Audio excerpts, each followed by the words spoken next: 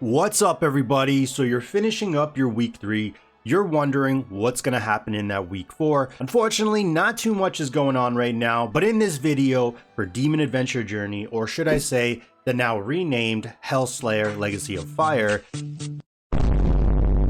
I'm going to show you exactly what you can expect. I'm going to do a little account update because I am finishing up my week 4, and then I'm going to talk about my thoughts about the game and what I hope it improves on. So let's get it.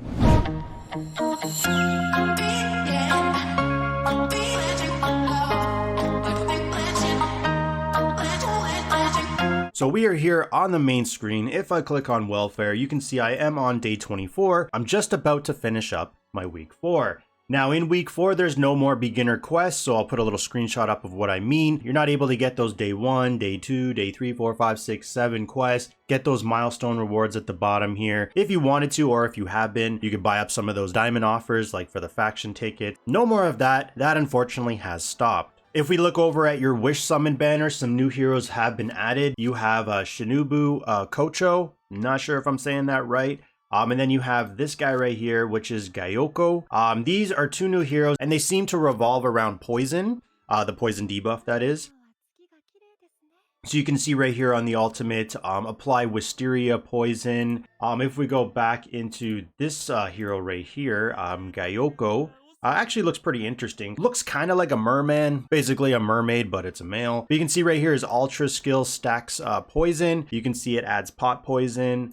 And then right here, this is AoE poison. Not too entirely sure about their skill kit right now, but when you're playing this game, you really got to think about your final 5 ahead of time, because trying to summon for new heroes and build them up to something that you can actually use in the content that you're doing, it takes time, takes money. So for me, I'm most likely just going to skip these 2. I'm not worrying about them right now. I am going to probably on this account swap my focus over here to Azaka. I'm most likely going to start working on him. Now there was 2 different summon events going on. Right here you still have your artifacts, so this one's going to be ongoing. And then you also had like a will summon event.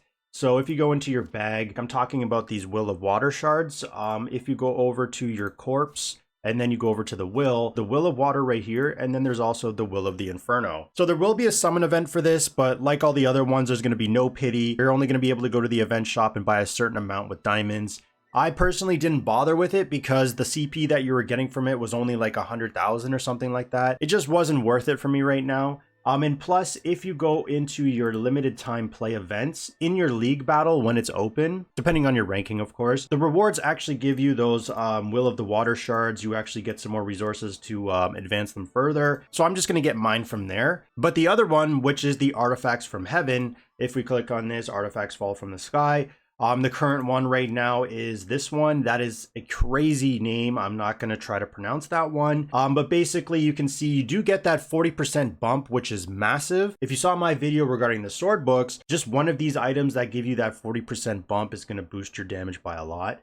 So the artifact skill, you get a poison field. You gain 100 rage and returns an additional 10 points of rage per second for 30 seconds thereafter, the continuous rage. Now this is actually quite strong. But like I said, one of the issues with this game is a lot of these summon events don't have a pity. So like if you click on the question mark, this is the summon reward pool. You can see the shards are very low. Like you have a 50, to get 50 shards, it's a 0.01% chance, 25, 0.05.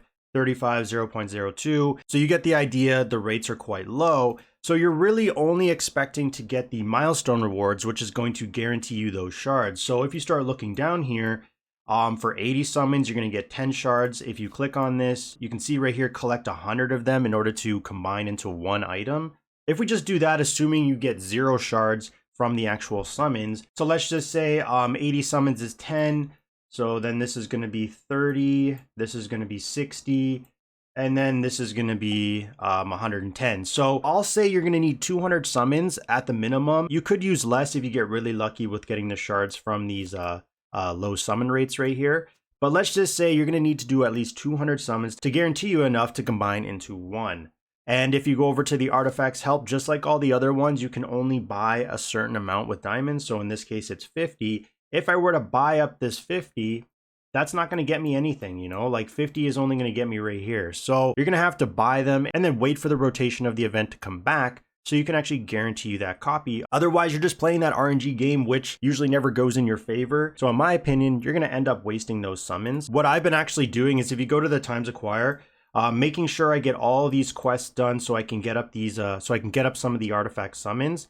But one of the ones, where is it? Right here, is daily artifact Skyfall recruitment. If you do 2, you just get 1 back. So every day you get 1 free summon. All you have to do is use one of your summons and then you just get that summon back. So that's what I've been doing. So just make sure to do that. You never know, within those 2 summons a day, you might just actually get super lucky with one of the high drops of the shards. Now, unfortunately, that's really all that's happening in week 4. Like if I click on my event tab, nothing's really happening. You know, it's pretty bare. It has your dimensional recruitment for your hero, which is overlapping from your week 3. Right here is your faction gifts because the faction duel event is ongoing right now for me.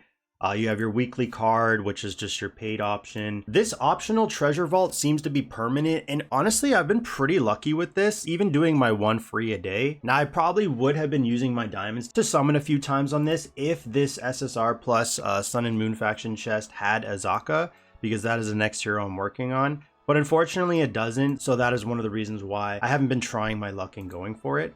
But like I said, I have been pretty lucky with just using my 1 free a day. I've landed on the A tier prize multiple times. As you can see, it's already sold out. I landed on it twice.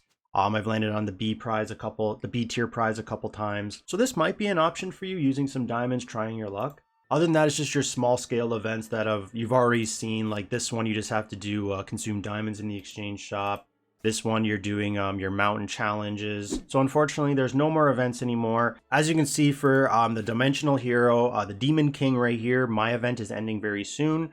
And then on my other account that I actually did quit because I'm waiting for, hopefully, when global happens, I want to make a new account that's going to be free to play. After this ends, there's nothing that happens. I haven't seen a new dimensional hero event show up yet, and it's been a couple days, so I'm not entirely sure when a new one will show up. Like I said, there's not much looking forward to going into your week 4 because now the events are just going to start rotating, and that is why when you go over to the limited time play, these locked game modes like Spider Mountain Guide, which looks pretty cool, Demon Assault Knight, Dawn of the Demon Slayer, City Conqueror. I really hope these game modes get introduced fairly quickly, just so that there's new content, new stuff to do. Otherwise, just having everything rotate is going to get pretty plain very fast. So what I want to do is just show you a little bit of an account update. As you can see, I'm currently sitting on 3.1 million CP. If I look at my hero roster, this is what I've invested into. So right now I have my Daki at, I get confused with how they do their star system in this game, but 1 blue star is 12 stars. So this is 13, 14. So right now I have a 16 star Daki. I have a 14 star Tenjin, 14 star Doma, 14 star Tamayo. And then I have these 2 heroes that I've just been bringing up because I really don't have much else to do right now while I'm waiting on hero duplicates. So I brought up my Genya to 13 stars and also my Sabito. I think that's how you say this hero's name, because you do have multi-team usage in this game for various game modes. So obviously Daki is my most invested hero. I put the book on her. You know, I got some decent amulets. However, I don't have these skills that I want. I would like to change this one up eventually, so I've just been saving up my reforged materials, trying to do this 50 times so I can actually choose the one I want. So like when I click on recast, you can see I'm just going to continuously keep doing this until I get this to 50, so I can click on this and choose to switch out this top one right here for the max quality one, which is this red text one right here. Then I've got the gear. I've been starting to work on starring them up. So to start them up, as you autofill this with your gear XP, once you get this to, say I get this to 250, then I'm going to be able to go into the next one. Once you get your, I'll call this like rainbow gear to at least 2 stars, you can go into casting. Then you're going to see right here for whatever piece you're doing. So for this weapon, when you're first starting out, because I've done this a couple times, you'll need a 1-star red weapon. Then you'll need a 2-star red weapon. Then a 3-star, like you can see right here, red weapon. What you can see right here is it's boosting the attributes of your gear. If you look at advanced, one of the reasons why you're going to come to a halt once you get your hero to 16 star is now I need a 9-star Daki and I also need a 12-star hero fodder. That is a lot of breakthrough stones, that is a lot of hero food, and that is a lot of hero duplicates. So this is going to be my next stopping point, and that is one of the other reasons why I've chosen to start working on another hero, which is going to be Azaka, and then Seinmi. Now Tenjin I'm going to be slowly building up. I'm just going to be getting his copies from doing the faction summons and then the exchange shop. But as you can see right here, I do need 3. I don't have any right now, so he's really not on my priority list. Doma, I just started working on. I have her to 14 stars, 3 blue stars. Once again, once you get to 3 blue stars, you need 3 duplicates. So this is going to be another one of those stopping points because you're going to have to wait till you get 3 dupes. You also need a 9-star of that faction as food, and then also another 9-star of any faction as hero food. So it's a lot of breakthrough stones and a lot of hero food once again. Then I have my Tamayo, which I use off and on. Really in this game, I just try to overload with DPS. But since I don't really have anything else right now built up, I do use her. Great healer. I'm not saying she's bad. I'm just saying she's going to be one of those situational picks for me. I'm going to put her in lineups here and there, but really I just want to get a lot of DPS. I've been working on my Daki's Scar, using all my materials on her, but I do recommend at least unlocking these 2 Scar skills for all your heroes first before you start focusing on one specific hero. So as you can see for my main 5, I have unlocked both their Scar skills as right here. And then that is when I've started to further advance my main DPS carry, which is Daki at the moment. As you can see, this Scar skill right here is now level 2. For the Awakening, I've just been focusing my Daki. Right now, I just need a little bit more of these Awakening crystals, and then I can unlock her first Awakening skill, which is going to permanently up 15% rage recovery. Really nice. And then I'm just going to further continue her. And if and when I do get those other heroes I mentioned and I start building up and I like them better, I can always click on the reset option right here. I'm going to be able to get my Awakening reset materials back. But as you can see, if you go into the Infinity City, there's going to be a reoccurring, I guess you would call this more seasonal based because it does last quite a long time. And then when the season ends, it just restarts again. So you've seen this before. It was activated in your week 2, and then once it ends, it just loads up again. It has the same stuff, nothing new, but I mean, you do get these week rewards that are free. I mean, you get 2,000 breakthrough stones, faction ticket. Right here, you get your